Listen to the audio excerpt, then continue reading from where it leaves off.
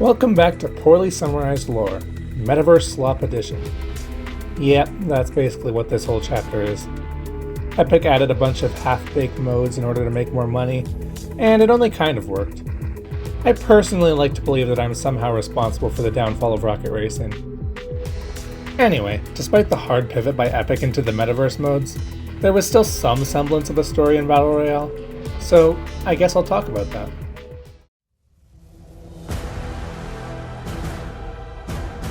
So after Jonesy reset the entire multiverse in the OG season, we find ourselves on a new island. Why?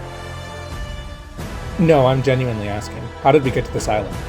It's not some sort of Chapter 2 remix, which would make sense after the remixed end event. I guess it's just some random island, and all we know about it is that we live in a society. Those are the villains. They're called the Society. Basically, this whole season is Jonesy and this new character Hope trying to take down a bunch of evil billionaires who kidnapped Poorly. I don't have a fucking clue why they did that, but when do rich people give reasons for any of the things they do? Anyway, nothing really happens until the end of the season, where we do some quests and then we did it. We saved Poorly. Thank you. Yeah, they did that thing where they solved the main plot off screen again. I love being a Fortnite lore fan! So how does saving Poorly and stopping the 1% lead into the next season? Well, it doesn't. Apparently, while all that was going on, Valeria, who is also Hope's sister, was searching for a way to summon a large box that we actually get to see in a live event Epic didn't want to tell us about. The box is opened, and that brings all the gods and monsters from Greek mythology into the Fortnite universe.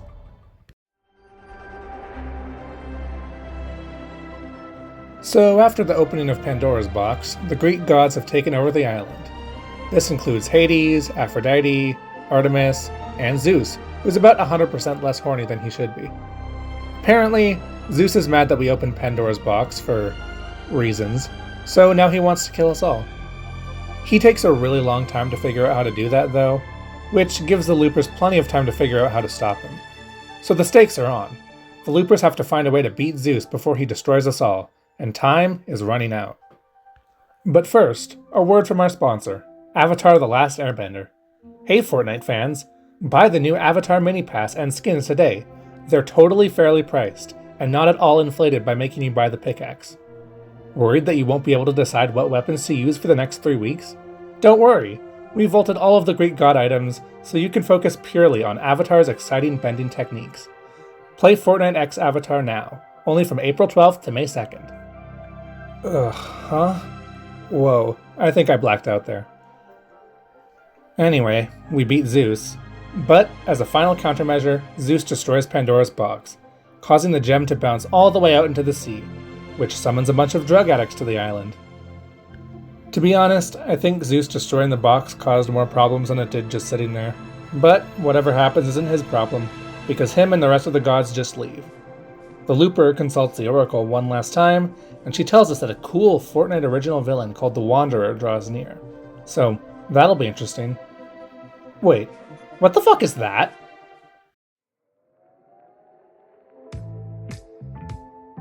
Okay, I think it's about time I addressed the thing that arguably did the most damage to Chapter 5. Basically, sometime around March of 2024, the entire roadmap for the rest of the year of Fortnite was leaked. This spoiled a major reveal that happens at the end of the season, as well as all the upcoming collaborations and updates. So anyway, the bottom of the island is now a massive wasteland. One of the guys who came here is Megalodon, who everyone originally thought was Gunnar from Chapter 3. But why would Epic actually bring back established lore characters? Well, maybe because he was killed by Dr. Doom in the Marvel comics I never covered. But it's not like we'll see that guy again either, right? Basically, he's got a plan to, say it with me now, destroy the island with his massive ship. But he's out of gas, so he has to wait a few months to fully refuel. This is why you always get gas before you leave. The Looper spends this time fetching gems from Pandora's box so Hope can have increasingly vivid hallucinations, and Megalodon hacks the island radio to tell everyone that the island is doomed, and that he's teamed up with this faithless guy called the Wanderer. God, it's gonna be an incredible reveal when we find out what that guy looks like. Anyway, Megalodon is finally ready to start juicing up his ship, but then the pipeline is hacked by the Wanderer, who it turns out was Dr. Doom the whole time. I'm gonna fucking lose it. We end the season with the rig blowing up to reveal Pandora's box, and Magneto saying that he's always suspected who the Wanderer is, and he's bringing in a bunch of reinforcements to defeat him. So the villain that's been teased since Season 2 is a fucking Marvel character. What the hell, sure. Using poorly explained magic, Doom turns part of the map into Latveria, and also brings the raft to the island. He teams up with Emma Frost and Mysterio, who drops a medallion that makes you invisible. But not really. As with any season, we need an excuse for the villain to sit around and do nothing for a couple months, and this time it's because Doom is forging a new armor with Pandora's box, so he's gotta wait for that to finish before he can actually execute his plan. You know, now that I mention it, what is Doom's plan? I'm not exaggerating when I say that we genuinely don't find out what it is. Well, who cares about his plan? All that matters is that Hope and Jones have a plan to defeat him. They are going to recalibrate Magneto's Rift beacons to send Doom back to Reality 616. So, exactly the same thing we did with Galactus. I guess it's hard to be unique when Doom has to stay alive to maintain the Marvel Comics canon. Anyway, say what you will about the event, at least we actually got to fight Doom instead of Hope just getting rid of him off screen. But yeah, Doom is gone now, and there's only a whole month left in the season? Yeah, apparently Doom damaged the Rift beacons, so now they're glitching out and causing new changes to our favorite POIs in unexpected ways. Huh, that's weird. At the end of the season, one of these beacons is placed at the theater, preparing us for an unforgettable event, where Ice Spice and Snoop Dogg do a concert in New York. And now, for probably one of the most vague and contrived reasons ever, we're going back to Chapter 2.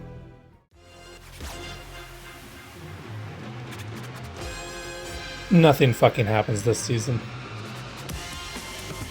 Okay, fine, I'll try my best. We're back in Chapter 2, but now with 10 times more collabs. Snoop Dogg, Ice Spice, and Eminem have taken over the agency POIs, and they're doing something, I guess. There's a few audio logs from Hope where she tries to contact Valeria and forgive her for causing all this bullshit, but she never picks up. It seems that the Chapter 5 island is out there still, which is a nice change of pace after the first one was sucked into a black hole, the second one flipped over, the third one exploded, and the fourth one was erased from existence. Until Blitz Royale. It's pretty clear the original intent of this season was to be more like Fortnite OG, but then the rappers got shoehorned in for some reason, and we pretty much just stay locked in Season 2, instead of going through the whole progression of the chapter.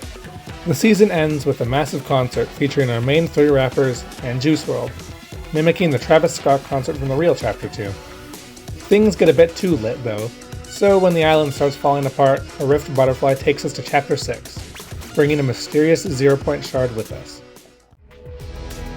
Well, that was Chapter 5. I have to say that I appreciate this chapter for having a logical course of events, instead of just doing random bullshit like Chapter 4. I think people might have liked this more if the roadmap hadn't spoiled everything coming for the year. At least then the surprise of it all could have kept people interested. Anyway, Chapter 6 is next, and I will say that it starts to do some cool stuff with the story, but there's still a good amount of questionable choices that don't make a lot of sense. But that's it for now, and I'll see you later.